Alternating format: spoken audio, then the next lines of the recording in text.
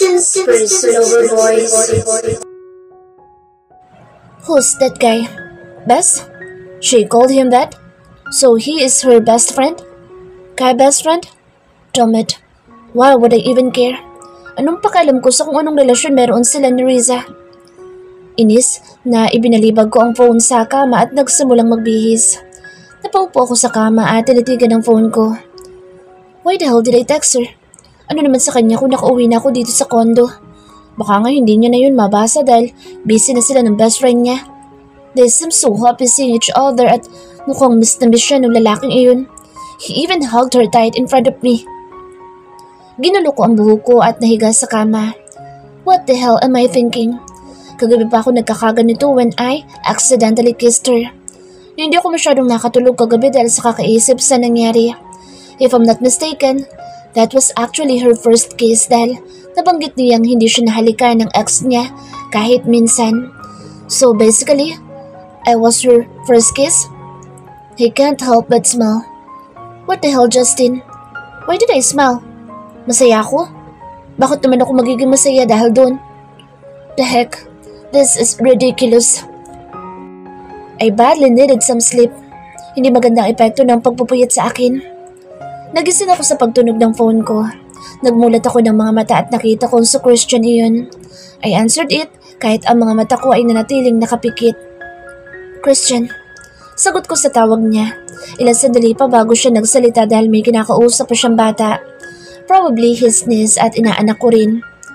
Christian got the custody of the child after the death of his brother, which is also a lawyer. He died in a car accident together with his wife. But until now, the case isn't solved yet.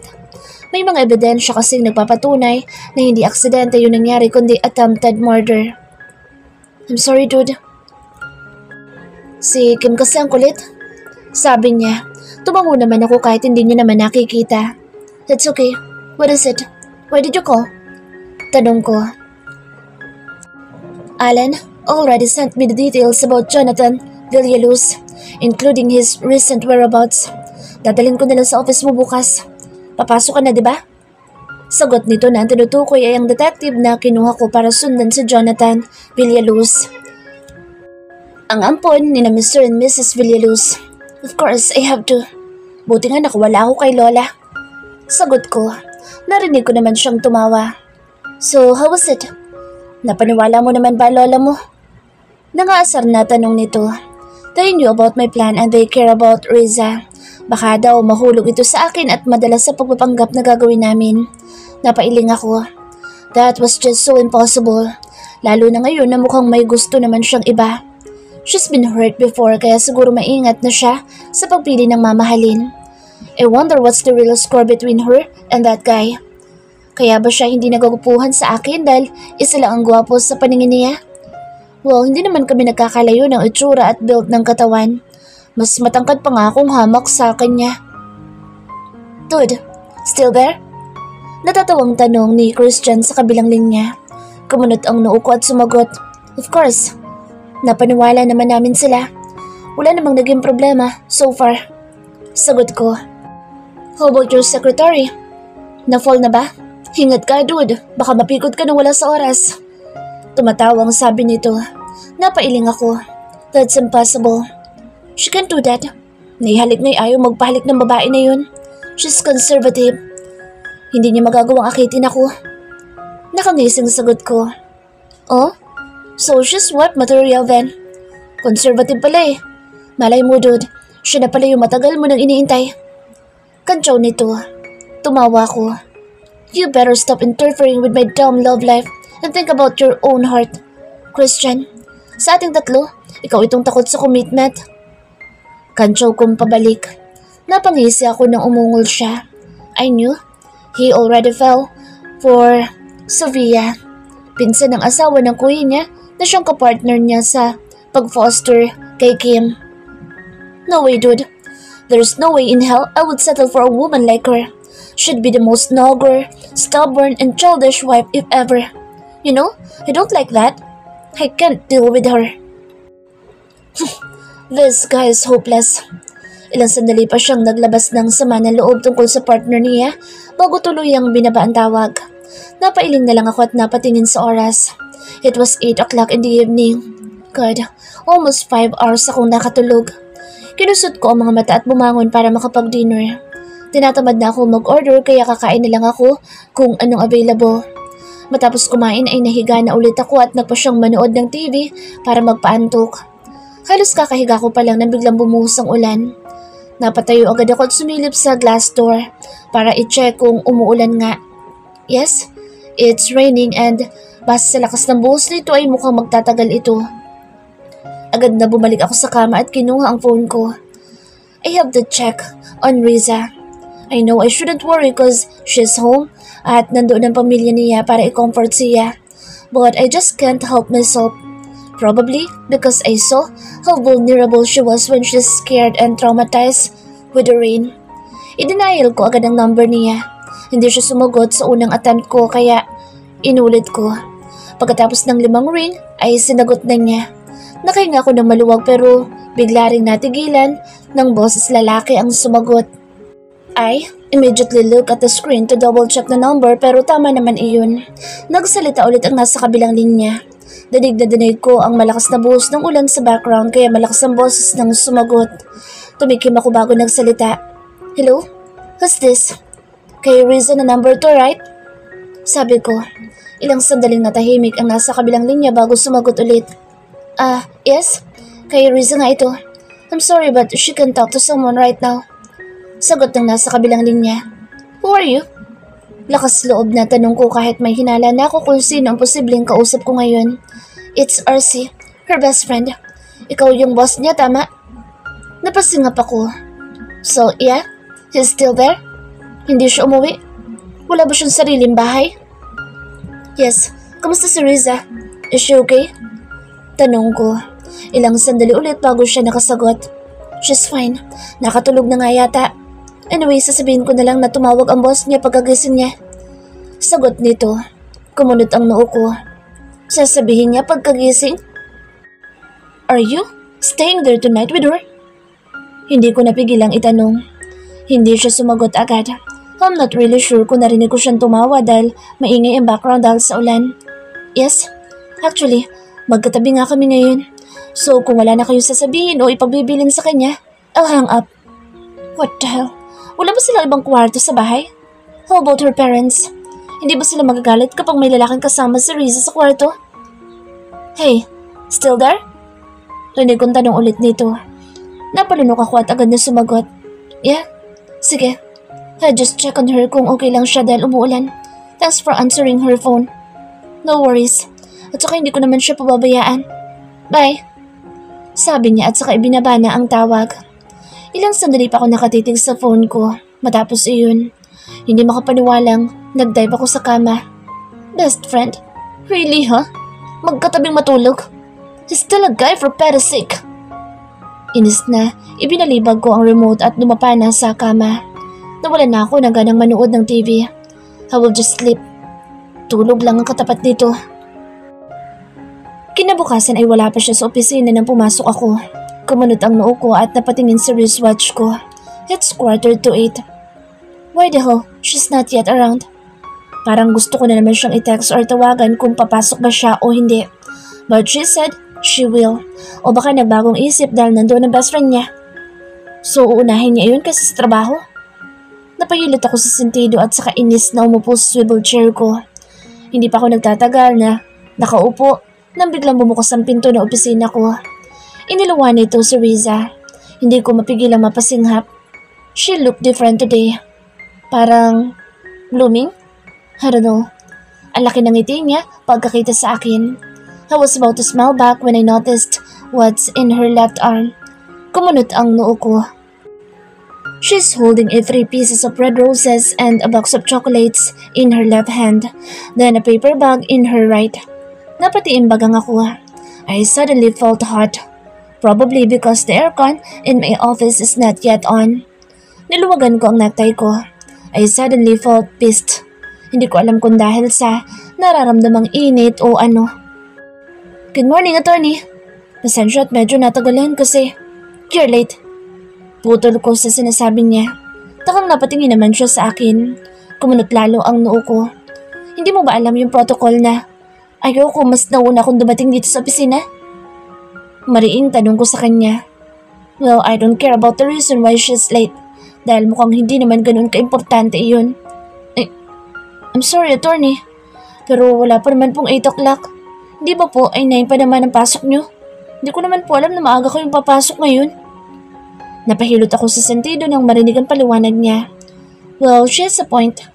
9 o'clock pa talaga ang pasok ko but today is different. I don't know. Maraming gagawin dito sa opisina kaya maaga akong pumasok. Ikinumpas ko ang kamay ko to stop her from talking. Though she has a point, ayoko nang marinig pa iyon. Just make a coffee instead. I want it brewed. Hindi nakatingin utos ko. Narinig ko pa ang pagbuntong hininga niya bago inilapag ang mga daladala sa table at ipinagtimpla ko ng kape. Napasandal ako sa swivel chair nang mawala siya sa paningin ko. Resumes for Silver Boys. Sabay na kami ni RC na nag-prepare sa pag-alis kinaumagahan dahil sa bahay na siya nagpalipas ng gabi. Hindi pa kami lubos na nakakapag-catch up dahil biglang umulan ng malakas, kaya nakatulugan ko na naman ang pag-iyak. At kaninang pagising ko ay puro kantsaw ang inabot ko sa baklitang ito. Ayon dito ay tumawag daw si Attorney Justin kagabi at tinanong kung okay lang ako. Malamang ay naalala niya ako dahil ilang beses na akong umiyak at nakatulog sa bisig niya tuwing umuulan noong nasa Tagaytay kami. Ito namang si RC ay pilit binibigyan iyon ng mali siya. Sabi ko sa iyo, Bes, may something talaga sa tingin ng lalaking iyon. Nakangising sabi nito at sinipat ang itsura ko sa salamin. Hindi niya ako tinigilan hanggat hindi ako pumapayag na magpaayos sa kanya. Pinagbigyan ko na dahil baka tanghaliin na ako sa pagpasok sa opisina kapag nakipagtalo pa ako sa kanya. Sinipat ko ang sarili ko sa salamin at napangiti. Maganda sana pero nakakatamad talaga mag-ayos kung araw-araw ko itong gagawin. Umirap ako sa kanya.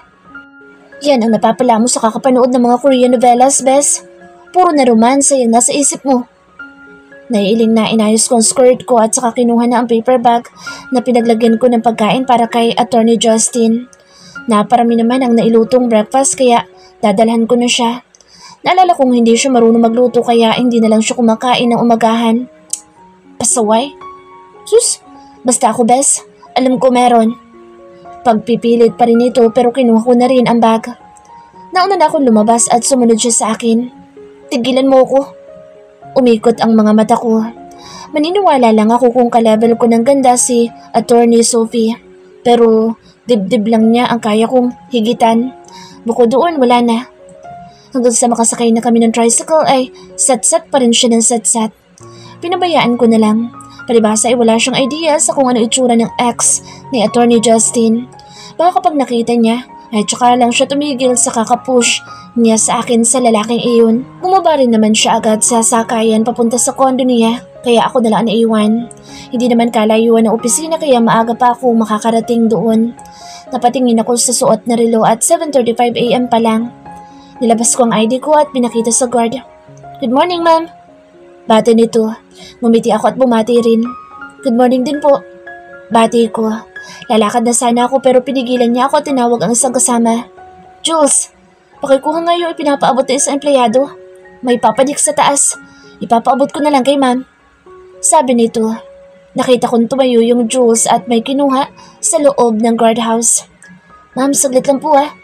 May ipasusuyo lang po sana ako kay Ma'am Jane ng accounting department. May nagpapabigay lang po. Sabi naman nito. Tumango naman ako at inintay ang pagdating ng Jules. Nang makita ko siyang lumabas ay may dala na siyang 3 pirasong pulang rosas at isang box ng mamahalin chocolates. Tumaas ang kilay ko. May mga lalaki pa palang nag-e-effort ng ganito. In fairness, ang sweet ah. Agad na iniabot ng Jules kay Manong Guard ang roses and chocolates at saka inabot naman ito yun sa akin. Nakangiting inabot ko iyon at tiningnan. Kapag po nagtanong yung si Jane kung kanino galing, ano po sasabihin kong pangalan? Tanong ko habang binabasa ang maliit na card na nakadikit sa box ng chocolates. To the most beautiful girl I ever seen. I miss your smile. Sana makita na ulit kitang ngumiti. Tumaas na naman ang kilay ko matapos mabasa ang nakasulat. Sweet? Naku, ayaw po ipasabi yung pangalan, ma'am. Basta daw po, pakisuyo na lang at nahihiya po yata magpakilala si Sir. Nagkakamot sa ulo na sabi nito. Nagkabit balikat na lang ako at ngumiti at nagpaalam na. Sige po, iaabot ko na lang. Ngiti ko. Tumango naman siya at nagpasalamat. Salamat po ma'am. 7:45 pa lang kaya tutuloy na sana ako sa accounting department para idaan itong bulaklak at chocolates. Pero nakita kong bukas na ang ilaw sa opisina namin. Nagpa siya akong dumaan na muna doon para i-check kung si attorney nga ang dumating. Hindi nga ako nagkakamali dahil pagbukas ko ng pinto ay nakita ko siyang nakaupo na sa swivel chair niya. Napupuno ang buong opisina ng amoy ng pabangong ginamit niya. Feeling ko ay nasa sasakyan niya ako dahil ganito ang amoy sa loob ng sasakyan niya. Katulad sa palagi niyang suot kapag nandito sa office, ay nakasuot siya ngayon at brush up ang buhok. Muntik nang tumulo ang laway ko. Shit, mas gwapo talaga siya kapag ganito ang buhok niya. Nang mag-angat siya ng tingin sa akin, ay ngumiti ako pero kunot ang noo niyang nakatingin sa kamay ko. Good morning, attorney. Pasensya at medyo natagalan kasi you're late. Putol niya sasabihin ko. Takang napatingin ako sa kanya. Kunot na kunot ang noo niya at mukhang iritado.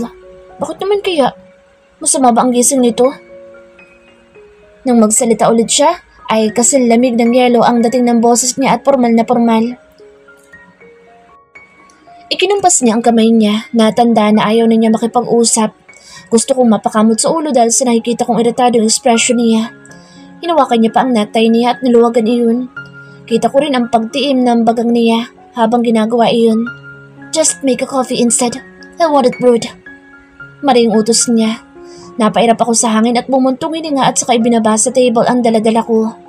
Mamaya ko na lang siguro ihahatid iyon sa accounting department dahil mukhang wala sa mood ang magaling kong boss. Kahapon lang ay panay pa ang pakyo tapos ngayon nagsusungit na naman. Hirap talaga spillingin ng lalakong to. Nakakatuloy ng brain cells. Nang bumalik ako sa table niya, ay dala na ang kape at naabutan ko siyang nakadikwatro at nakasandal sa swivel chair habang tulalang nakatingin sa table ko. Nang makita niya akong papalapit ay inilipat niya ang tingin sa monitor ng computer niya. Ano kayong problema nito? Kung nagmamadali siya sa trabaho ay bakit nakatulala siya imbis na magsimula na? Ang hirap talaga kapag bipolar. Ibinaba ko ang kape sa table niya. Sinulyapan niya lang iyon at ibinalik ang tingin sa monitor. Sinilip ko rin iyon pero wala naman siyang tinitingnan o binabasa na kung ano. Ano yun? Nakikipagtitigan siya sa wallpaper ng computer niya? Hindi ko na lang siya pinansin at babalik na sana ako sa table ko nang may kumatok sa pinto. Ilang sandali pa ay dahan-dahan iyong bumukas at inuluwas sa pay, ang clerk assistant ng head ng accounting department. Malaki ang ngiti niya pero agad ding nawala nang mapatingin sa gilid ko. Hindi niya siguro ina-expect na madadatnan niya si Attorney Justin dito ng ganito kaaga. Lumapit ako sa kanya. Good morning, Attorney. Nandyan po pala kayo. Alang ang bati nito. Hindi sumagot sa Attorney Justin at humigop lang sa kape niya. Suplado na lolo mo. Lumapit siya sa table ko at iniabot ang mga daladala niya mga papeles. Agad na kinuha ko iyon at tiningnan. Ipinapatanong ni Sir kung matatapos bago mag-lunch break. Kailangan na kasi. Ang tagal niyo kasing wala. Natambakan na. Mahinang sabi nito. Tumango naman ako. Sige, balikan mo na lang before lunch pay. Sabi ko. Ngumiti naman siya at saka may iniabot pang isang papel at ID. Napatingin ako sa kanya. Pa-request na rin ng isang affidavit of loss, Riza. Nawala kasi yung ATM ko nung Saturday. Kailangan lang sa bangko. Nahihiyang sabi niya. Tumango naman ako at kinuha iyon. Thank you, Riza. Sabi nito sabay tayo. Ngumiti ako. Wala yun. Sabi ko at saka naalala yung flowers and chocolates kaya tinawag ko siya. Wait lang, Pay. Bakit? Kilala mo si Miss Jane sa accounting? Tanong ko. Tumango naman agad siya kaya kinuha ko ang chocolate sa ilalim ng table at yung flowers sa gilid. Takang napatingin naman siya. Nakita ko rin sa Attorney Justin na napatingin sa gawin namin. Ipinapaabot ng guard. May nagpapabigay daw sa kanya pero ayaw ipasabi ko sino. Nakamising sabi ko at inabot iyon sa akin niya. Mangang nakatingin din si Pay doon. Wow, ang sweet naman. Nang nagbigay nito. Swerte ni Jane. Kinikilig na sabi nito at napatingin sa gawin ni Attorney Justin kaya agad ding napatigil at tumawa ko. May forever sa accounting department. Biro ko. Tumawa din siya pero mahina lang dahil siguro naiilang kay Attorney Justin. Humihigip siya ng kape habang nakatingin sa gawin namin. Sige Riza, salamat ulit. Sabi niya at nagpaalam pa kay Attorney Justin bago lumabas. Bye po, Attorney. Ni hindi man lang siya tumango. Umirap ako sa hangin at bumuntong hininga bago kinuha yung paper bag na daladala ko. Nang mapatingin ako sa kanya ay nakita kong nakatigilid siya at nakapatong ang kaliwang hintuturo sa kilay at nilalaro-laro iyon at saka ngumunguso na parang nagpipigil ng ngiti. Kumunot ang noo ko. Grabe, malala na talagang pagka-bipolar ng isang ito. Kanina lang ay parang pinagsakluban ng langit at lupa ang itsura pero ngayon ngumingisi-ngisi na. Diyos ko, dahil pang babae sa bilis magpalit ng mood. Tumayo ako dala ang paper bag at saka inilapag iyon sa table niya. Tiningalaan niya ako sa nagtatanong na mga tingin. Tumaas ang kilay ko. What is it? Tanong niya at tiningnan ang loob ng paper bag. Umismid ako at ako na mismo ang naglabas ng pagkain doon. Fried rice, pritong itlog at hotdog lang naman ang laman noon. Imposible namang hindi siya kumakain ito. Umangat ulit ang tingin niya nang makita iyon. Kumain ka na muna. Hindi magandang nagpapalipas ng gutom lalo sa umaga. Sabi ko at hindi na inintay ang isasagot niya at agad na rin tumalikod at bumalik sa table ko. Hindi ko alam kung bakit ang bilis-bilis ng tibok ng puso ko pagkatapos kong sabihin iyon. Shit, bakit ko pa kasi siya dinala ng breakfast? Inayaan ko na lang sana siyang malipasan ng gutom. Total sungit-sungit rin naman niya. Napasabunot ako sa buhok at sinimulang buhay ng computer para makapagsimula na sana sa trabaho nang magsalita siya.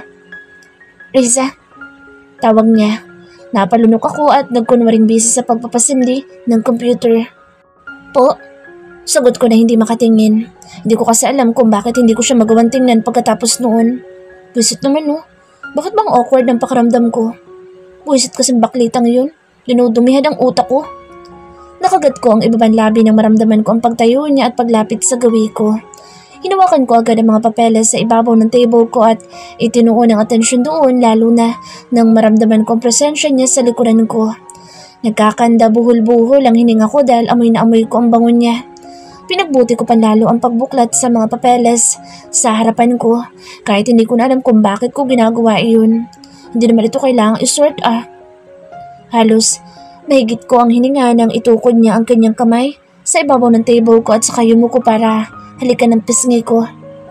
Thanks. Bulong niya pagkatapos akong halikan sa pisngi.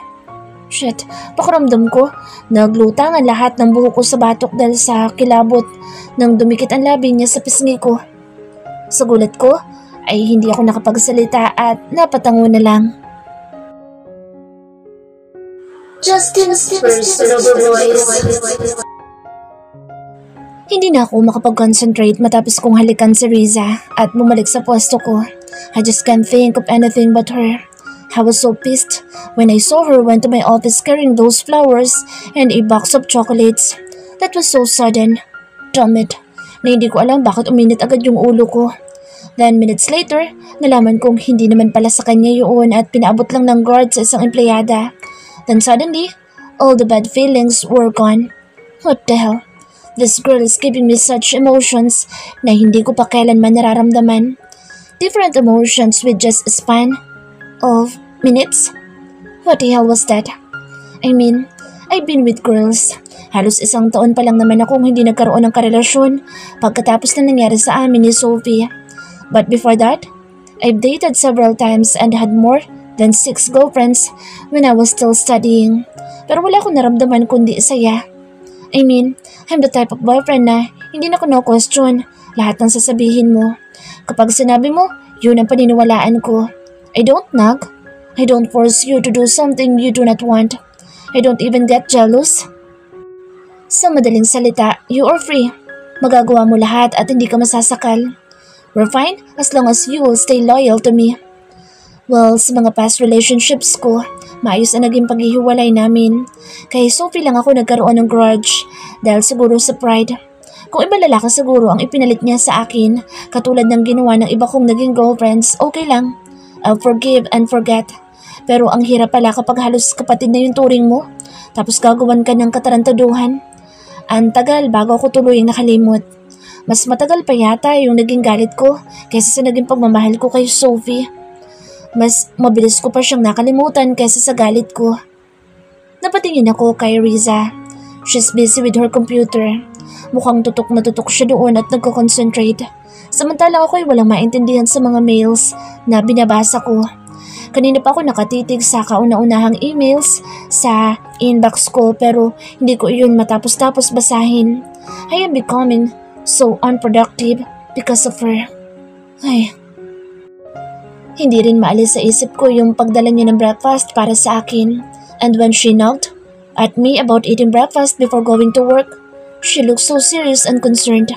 Damn it, hindi ko matanggal ang ngiti ko. This is so frustrating. The feeling was new. Hindi ko naman ito naranasan dati. Yung tipong inaalagaan ka. Kasi ako yung palagi nag-aalaga sa mga naging girlfriends ko. Why? Dahil yun naman talaga dapat, hindi ba? Lalaki ang dapat na nag-aalaga sa babae. It should be that way. Kaya hindi ko naranasang maalagaan ng ibang babae bukod sa ginagawang pag-aalaga sa akin ng mommy at lola ko. And I was so surprised that I like it. Someone is taking good care of me.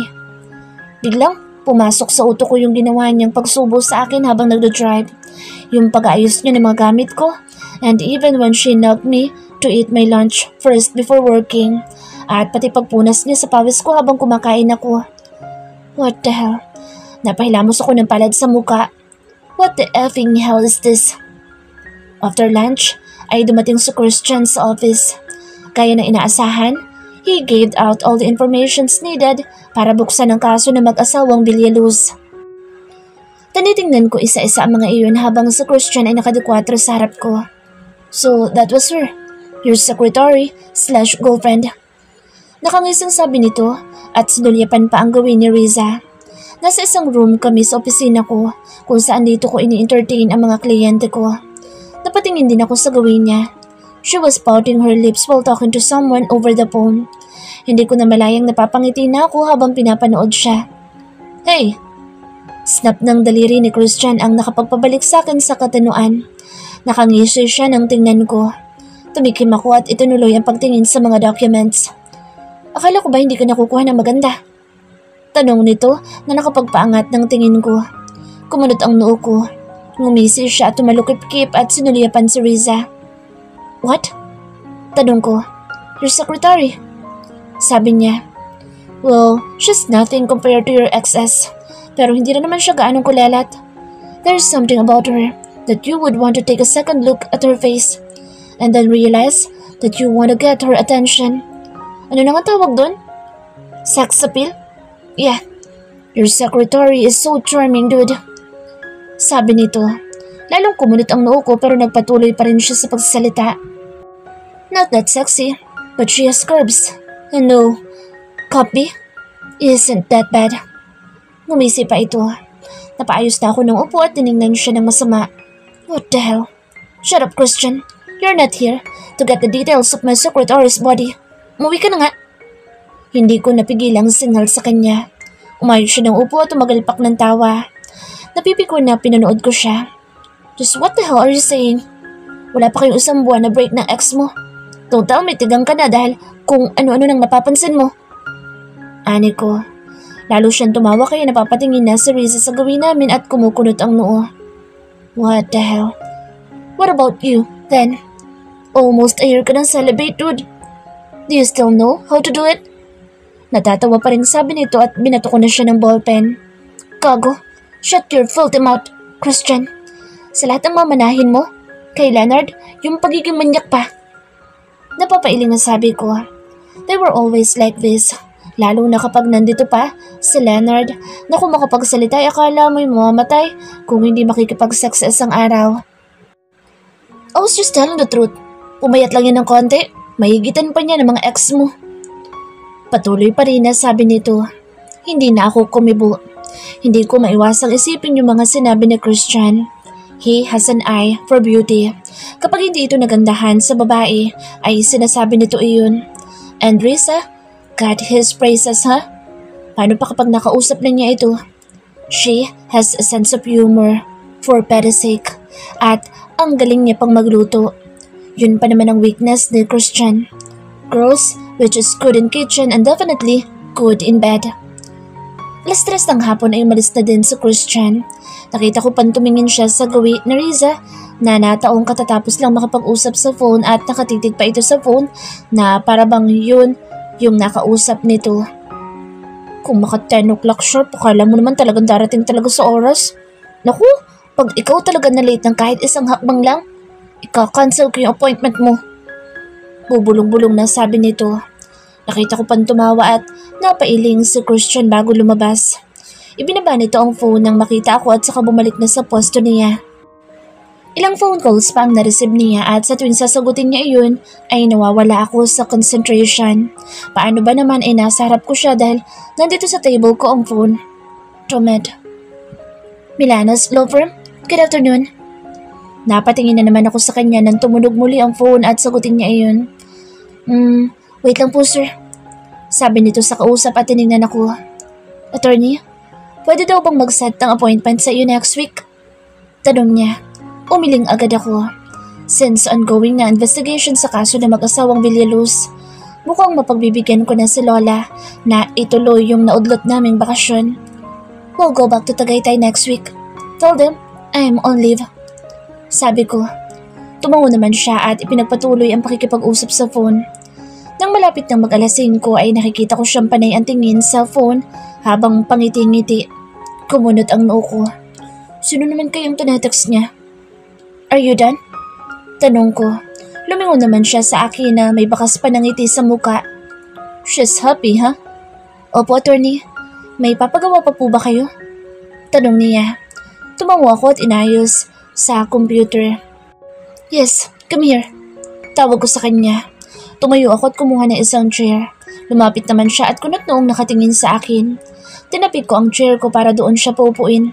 Sit there and change all the dates and names of the owner of that deed of sale. Sabi ko at humalukip-kip. Nakita ko naman siyang umupo na at hinawakan ng mouse. Panay ang tunog ng phone niya habang dinidiktahan ko siya ng mga ilalagay sa DOS. Maya-maya ay nagring iyon sa isang tawag. Napatingin ako agad sa screen at nakita ko nag-appear ang pangalan ni Lola. I stopped talking and pointed her phone. Si Lola ba yung itinatext mo? Tanong ko. Tumango naman siya. Opo, attorney. Sige na, ituloy na natin para matapos na agad. Sabi niya. Umiling ako. No, answer it first. Sabi ko. Nagtatakang napatingin naman siya sa akin. Tumikim ako at umayos na upo. Baka importante. Simpleng sabi ko at nag-iwas ng tingin. Tomed, si Lola lang pala yung kateks niya. Kala ko kung sino na. Hello, Lola? Rinig kong sabi niya nang sagutin ang tawag. Sorry po. May pinagawa lang si attorney. Si Justin po. Wala naman po. Nag-edit lang ng deed of sale. Napatingin siya sa akin. Nagtaas ako ng kilay at inilapit ang tenga sa phone niya. Bakit ikaw ang gumagawa niyan? Trabaho niya yan eh. Ano bang pinaggagawa niya at pati yan eh ipinapagawa sa'yo? Mariin na sabi ni Lola. Napalunok ako nang makita kong napatingin si Riza sa akin. Sumagot na ako. May nare-review pa akong kaso, Lola. I'm quite busy. Then do it tomorrow. Mag-aalasin ko na, Justin. Aba, wala ka bang balak na pagpahingahin yung nobyo mo? Naramdaman ko ang pagtulak sa akin ni Riza dahil napapalapit na ako masyado sa akin niya. Kumunot ang noo ko. Pero give that phone to Riza. Hindi naman ikaw kausap ko. Naiinis na sermon nito. Napabuntong hininga na lang ako at lumayo ng bahagya at pinanood si Riza habang kausap siya. Tumawa siya at napatingin na bahagya sa akin. Kumunot ang noo ko. Po? Opo. Kumakain na ng umagahan. Rinig kong sabi niya at nag-iwas ng tingin sa akin. Napangisa ako at lumapit ulit sa kanya. Nanlaki ang mata niya at kunot noong tinulak ulit ang mukha ko. Natawa na ako dahil sa pagkapi ko niya. Yes, Lola. She made a breakfast for me. Dinala niya kanina dito sa office. Natatawang sabi ko. Kitang-kita ko ang panggagalaiti ni Riza. Sinamaan niya ako ng tingin at pinagpatuloy ang pakikipag-usap kay Lola. Natatawang pinanood ko siya hanggang sa matapos ang pakikipag-usap kay Lola. Nang matapos ay inarapan niya ako at pinagpatuloy ang ginagawang pag-e-edit. Bukas na lang to. Natatawang sabi ko at hinawakan ng mouse. Nakahawak din siya doon kaya agad niyang inalis ang kamay niya. Tumaas ang kilay ko. Bakit naiilang ka pa rin? We already kissed. Nanlaki ang mga mata niya at agad na tinakpan ang bibig ko. Tigil! Napipiko na sabi niya. Sumagot ako kahit na nakatakip pa rin ang kamay niya sa bibig ko. Why? Isa, kapag hindi ka tumigil, hindi ako sasama sa iyo pabalik ng Tagaytay. Pananakot nito. Hindi ako nakapagsalita at nakatitig lang sa kanya. Ngumisi siya. Tumaas ang kilay ko at kinabig siyang palapit sa akin. Nanlaki ang mga mata niya nang mapadikit ang labi niya sa likod ng palad niyang nakatakip sa bibig ko. Kaya palad na lang niya ang nakapagitan sa aming mga labi. Ang lakas ng tawa ko nang buong lakas niyang tadyakan ang swivel chair ko at gumulong iyong palayo sa kanya. Pulang-pulang pisngi niya habang pinapatay ako sa titig. Tumayo siya at sinugod ako ng hampas sa balikat. Damn it.